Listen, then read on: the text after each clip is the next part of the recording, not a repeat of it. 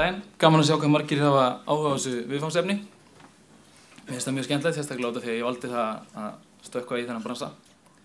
Ég heiti sem sagt Helgi Pétur og er einn af eigendum Stock Software og ég vinn þar við það greina og búa til svona grindina af öppunum sem við erum að smíða, usability og svo sæst yfir framan Photoshop og hanna líka. Ég kem úr svona markaðsumhverfi, var að vinna í markaðsmálum hjá Nova og vefmálum þar og fór síðan yfir í svona þróast svolítið út í að fara að hanna líka og það var eitthvað sem mér fannst mjög gaman.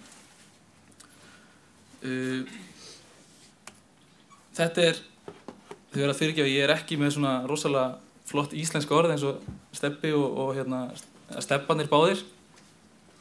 Ég ofta að nota bara app hérna í dag og ég ofta að nota orðið mobile mjög mikið. En það vantar náttúrulega almennilegt íslenskt orðið við mobile finnst mér kannski frekar heldur en app. App finnst mér bara gott og gilt íslenskt orð fyrir þetta sem við erum að tala um í dag. Auðvitað app bara stytting og application og getur verið í hvaða formi sem hugbúnaður fyrir bókhald eða hvað sem En við ætlum að tala um app og mín skilgreining á appinu sem við erum að tala um í dag að þetta hugbúnaður í farsíma eða spjaldtölu. Og þá gildir einu hvort að þessi hugbúnaður sé vistaður í tækjunum sjálfum, locally, eða hvort að þessi hugbúnaður sé þarna út á netinu á einhverjum server þar sem við sækjum öll gögnin yfir netið.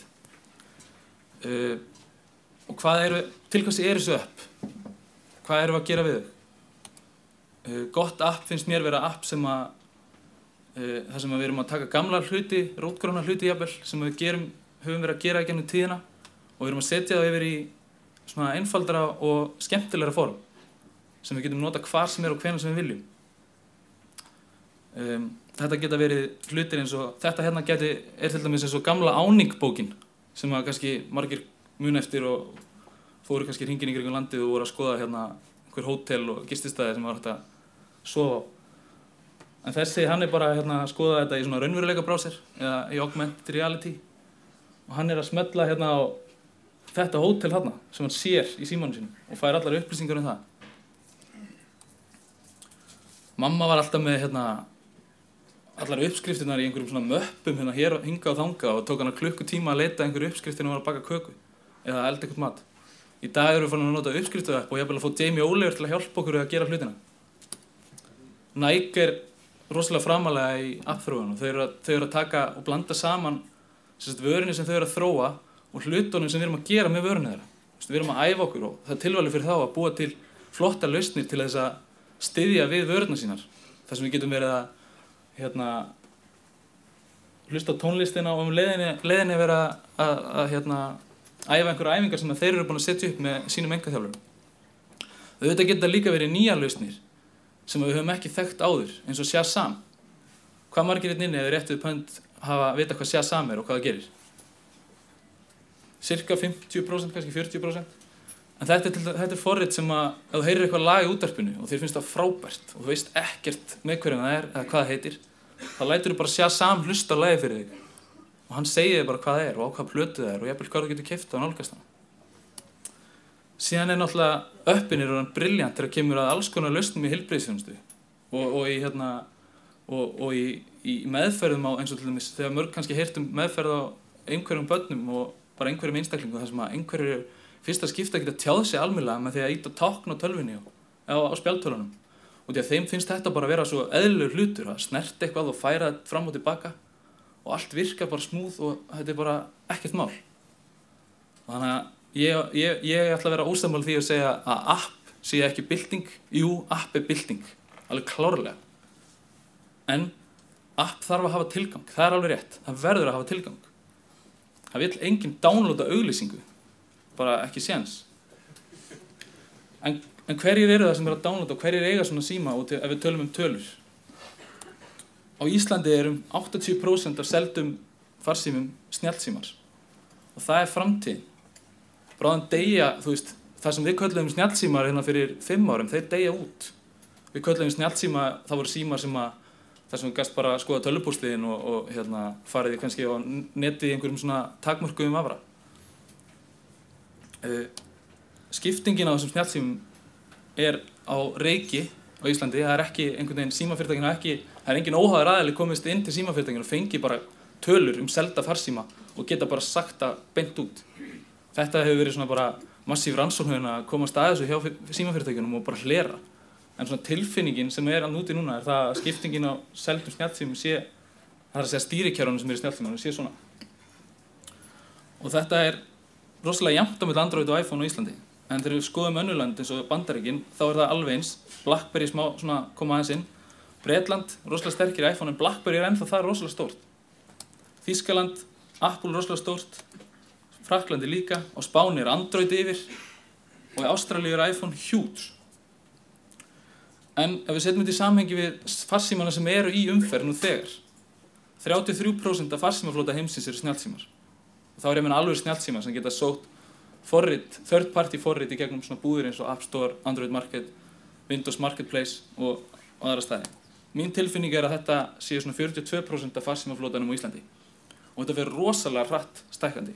Og við þurfum að pæla í framtíðinni, ekki gömlu símónum og fara að eyða miklum peningum í að smíða lausnir sem virka fyrir einhverja gamla síma sem að fólk að hætta að nota.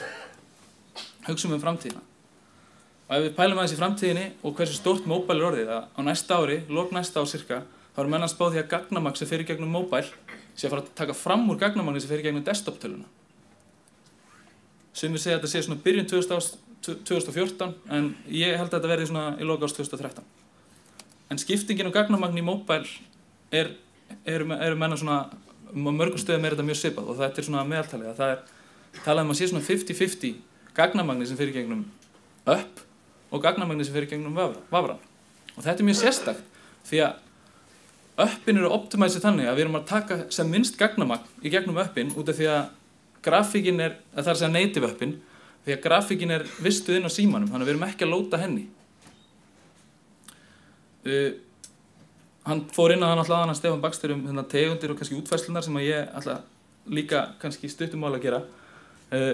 Mín skoðun svo að veflausnirnar sem verið að gera í HTML5 sem að líta út eins og upp, þau eru upp og við köllum það bara web apps og þau eru alveg góð og gild og virka rosalega vel í ýmsa þætti, alveg svo native apps virka vel í ýmsa þætti.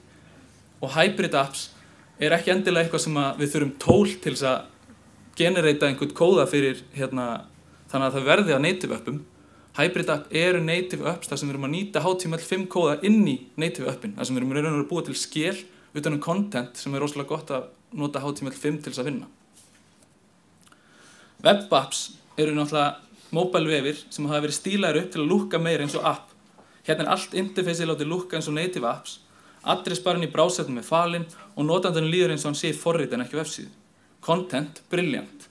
Hérna þetta að móta contentið á allan þann hátt sem við þekkjum og höfum áður þekkt gegnum HTML5 og CSS og allt þetta. Lotto að gera þetta mjög skemmtilega á sinni síðu, lotto.is, þar sem að þeir eru búin að búa til app-like vefsíðu. Twitter og Gmail eru líka að gera það, en þau eru náttúrulega líka að nota native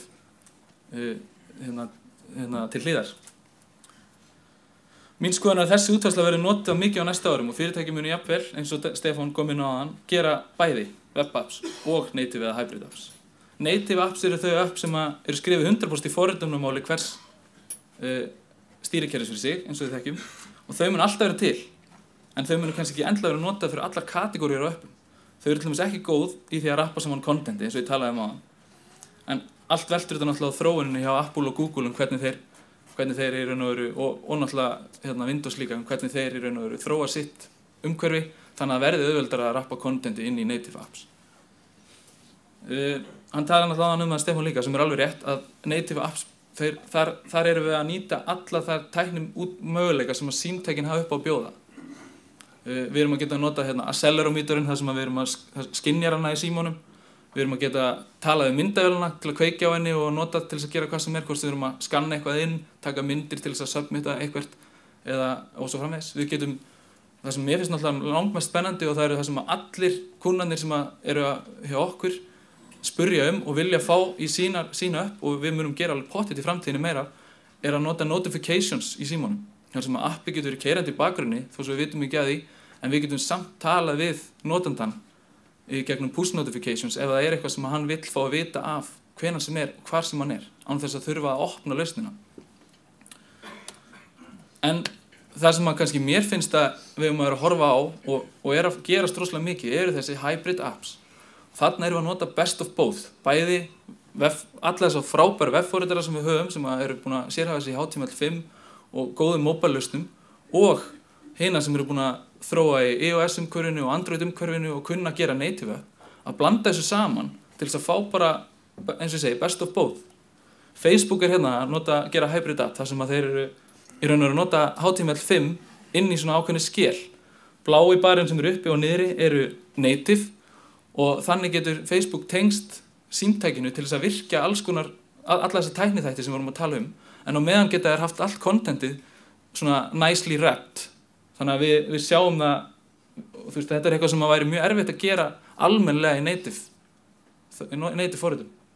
Íslandsbanki með hybrid apps og út af því hann talaði þú veist, að það væri skrítið að við vildum gera app fyrir heimabanka í farsíma, í mobile, en við vildum ekki gera í desktop. Mér finnst að svarið vera út af því að mobile, þá erum við á ferðinu og við viljum hafa hlutin á ferðinu, við viljum að virki hratt og örugglega og smooth hvenær sem Þetta hlutir sem okkur finnst ekkert voðalega gaman að gera en við viljum usability og nota þeim út í sig gott og hratt. Og Íslandsbanki notar einmitt tækni útfærslu Símans í appinu sínu með því að vera með QR-skanna sem brilliant og þetta svo frábær hugmynd því að þeir eru með gjafakort sem þeir eru að selja alveg í gríðaverk þar sem fólk kaupir í raun og veru bara peninga fyrir peninga og fæði það í formi korts. Á kortinu QR-kóði og þú getur nota appið til þess að skanna bara QR-kóðan og þá veistu hvernig staðan á kortinu Og ég held að þeir eru örugglega að pæla í þessu til framtíðar og eru að spá í þessu sambandi við reikninga. Við getum verið með QR-kóða reikningum og skanna þá til þess að bara beint borga þá eða hvað sem Þannig að möguleikarnir eru endalausir. Ég líka með svona graf hérna vinstra megin ásinn sem fyrir upp notendaupplifun og ásinn sem niður kostnaður og þróunartími. Mobile web, gömlu farsímaveirnir sem við þekkjum eins og bara m.nova.is, m.simin.is og allt þetta. Þeir eru hérna niðri, þetta eitthvað sem við þekkjum, kostnaðurinn lítill og notendaupplifun ekkert samt voðalega góð fyrir snjallsímatæknina.